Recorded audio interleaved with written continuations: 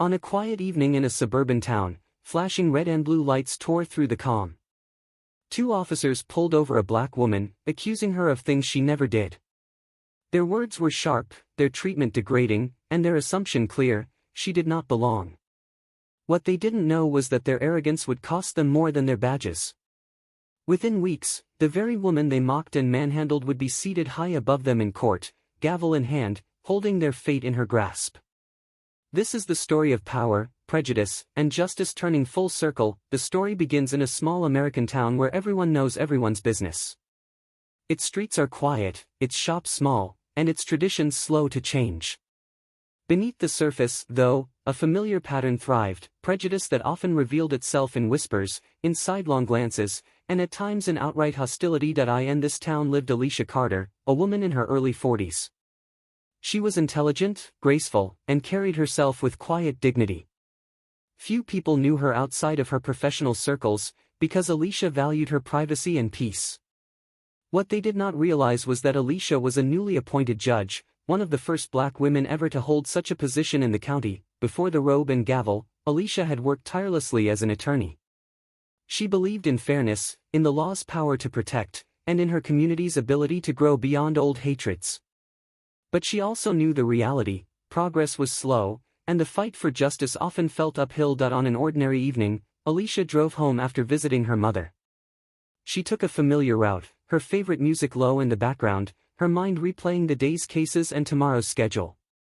She wasn't speeding, she wasn't careless, yet flashing lights filled her rearview mirror. Two officers approached with a forceful air that carried more hostility than concern. Their questions were sharp, accusatory. They asked why she was in that neighborhood, why she drove such a nice car, why her license plate didn't look like it belonged. The encounter escalated quickly. Their suspicion turned to aggression. They made her step out, searched her vehicle without cause, and when she protested calmly, their response was brutal. They placed her in handcuffs, tightening them more than necessary, treating her with disdain. She felt humiliation cut deeper than the metal pressing into her wrists. Neighbors peeked through curtains. Drivers slowed to gawk. The scene wasn't just an arrest, it was a performance of power. And Alicia, who had spent her career defending justice, was forced to endure one of its worst betrayals. She didn't argue. She didn't shout.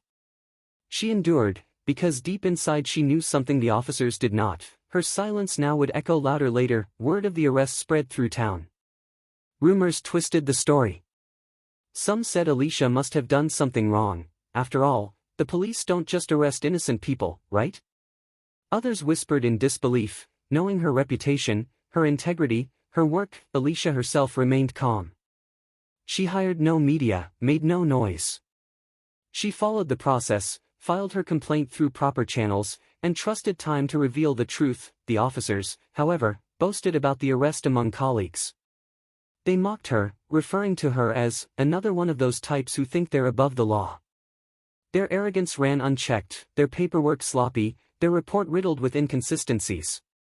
They didn't know their actions would soon collide with a truth that would unravel them completely. Weeks later, Alicia was sworn into her new position as judge. The ceremony was small but meaningful. Family, friends, and supportive colleagues celebrated quietly. Alicia's oath wasn't just words, it was a promise to uphold fairness, even to those who had shown her none. Her first weeks on the bench were steady, uneventful. She listened carefully, weighed cases with wisdom, and built respect among those who entered her courtroom. But fate was patient, and soon, it brought her the case that would shift everything. The two officers who had arrested her found themselves under investigation. Their misconduct extended beyond Alicia. Complaints from others had piled up over the years, ignored, dismissed, buried. But now the complaints could no longer be hidden. The case advanced, and as the system sorted judges to preside, the names landed in her docket. When Alicia walked into the courtroom that morning, the officers' smug expressions evaporated. Their eyes widened, jaws tightened, and the realization hit with the force of a hammer: they were about to stand trial, judged by the very woman they once dragged in handcuffs. The room held its breath. Every whisper ceased. The air was thick with irony and justice waiting to be served. Alicia sat tall, robe draped across her shoulders, gavel resting within reach. She didn't gloat. She didn't smile. She simply did her duty, eyes steady on the men who once mocked her existence. The trial unfolded over days, evidence stacking high against the officers. Witnesses came forward. Stories of harassment, intimidation, and discrimination formed a chain too heavy to break. In cross-examinations, their lies unraveled. Their confidence dissolved into stammers. The courtroom, once their domain of authority, became a mirror reflecting their abuse of power, and presiding over it all was Alicia, steady as stone. She did not raise her voice, did not reveal the personal wound behind her composure. She embodied the very justice they had tried to deny her. When the verdict arrived, the jury found them guilty. Stripped of badges, stripped of authority, they stood before the same system they once manipulated, now powerless. The irony was not lost on anyone. The officers had once placed her in cuffs, certain of their control. Now they were the ones shackled, led away by the same process they had abused. After the trial, Alicia walked out of the courthouse into the bright sunlight. Reporters swarmed, but she offered no grand speech. Her message was her silence, her dignity, her unwavering presence on the bench. The town was shaken. People who once doubted her now spoke her name with respect. Those who had suffered silently under the same officers found comfort in knowing the system could, at times, correct itself, but Alicia knew the fight wasn't over. Racism was not defeated in one trial, and justice was not guaranteed for all. Yet this moment mattered.